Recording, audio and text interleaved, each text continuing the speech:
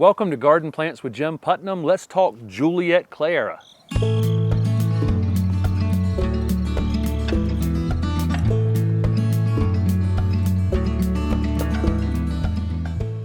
This is Juliet Cleyera from the Southern Living Plant Collection. This is absolutely one of my favorite plants in our garden here in Raleigh, North Carolina. Beautiful variegation on this plant. Each of the leaves individually look almost hand painted. It's a green center with kind of an off-white coloration, shiny, super shiny foliage. Stems are kind of reddish, so the variegation really pops against it. The new growth in the spring is kind of a maroon color that then becomes this variegation over time. I'm shooting this in October, so it only has a little bit of that. I just did a little bit of pruning on it not that long ago, and a little bit of growth has come out on it at not the best time of year. That'll probably actually end up getting burned. This is evergreen. It can reach, well, the tag's gonna say 6 to 8 feet in height, 3 to 4 feet in width. It'll get taller than that if you just let it, but certainly maintainable anywhere between, 5 and 10 feet in height and 3 to 4 feet in width. It's got a slightly upright habit. It's very compact, has a very compact growth habit on its own, has super inconspicuous flowers. So you're not really buying this for the flowers, you're buying this for the super, super showy foliage. Cleyera is hardy in zone 7 to 10. I think that I would probably spring plant this in zone 7A. A lot of these leafy evergreens can take some damage in the first year in the ground in zone 7A and in a bad winter. So as long as it has a season under it, it'd be totally fine. And then full sun is probably best. We've got this one in part shade and it's doing fine. It's only been pruned just one time, and then that was minor. It's grown quite a bit in a single season, so it's got a pretty good growth rate on it.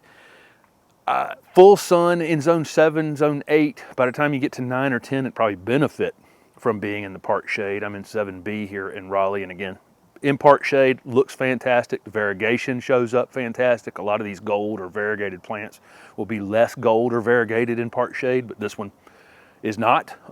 Looks absolutely fantastic. So let's talk about some uses for Juliet Cleyera. We've got it up against a chain link fence between us and a neighbor, and so we're just going to let this thing get 6 or 8 feet in height, and it's going to be an absolutely perfect screen. Our screen porch is over here, so just from a line of sight, we're going to see this big, beautiful variegated foliage plant with the maroon foliage when it's actively growing instead of a chain link fence that's behind it. So that's what we're using it for. Great in any kind of mixed border like that. So we've got an osmanthus and then the Cleyera and then sunshine ligustrum back here. We've got a mix of different things that we're using, and this is just one piece in that. Be a great corner foundation plant in a part shade or even a full sun condition where, because of its kind of narrow upright habit, it would kind of fit that corner space perfect. Good container choice if you're in zone, especially if you're in zone 9 or 10. And then just a one-off accent plant if you need some height in a bed and have some lower things just kind of coming down from it. Site selection will be any spot that is well drained. So this is not a plant that's going to want to sit in water, but it's not overall picky. As long as the spot kind of dries out between rains, it's not going to matter a whole lot. Whether it's sand or clay. We have a clay-based soil here. Had no problem whatsoever. It's hit the ground running. This was a very small piece when it went in the ground about 18 months ago. And so it's grown quite a bit. And in fact, it was already this tall, and we did a little bit of pruning down to here just recently. So put on a lot of growth. In terms of watering, extremely drought tolerant once established, but initially, like anything else, you put it in the ground, you need to keep an eye on the watering. I plant it, almost drown it, when you plant it, and then, water until the ground kind of resists watering, so you settle it in. And then you let it dry out between waterings. Once it's established, again, it doesn't need a lot of ongoing watering if you're in an area that gets regular rainfall. We've got it mulched. We've got some other perennials and annuals and other shrubs planted around it. Doesn't have any problem competing with any of those things. We're just keeping, weeds from running up or vines growing in it or anything like that. This is best pruned probably in the late winter, early spring. and then not a whole lot after about midsummer, because again, we pruned this one. I pruned this one a few weeks ago, and it put on new growth. You know, sometimes when you prune a plant, it'll stimulate new growth. That's what happened here. This newish growth toward the end of the season is probably going to get burned.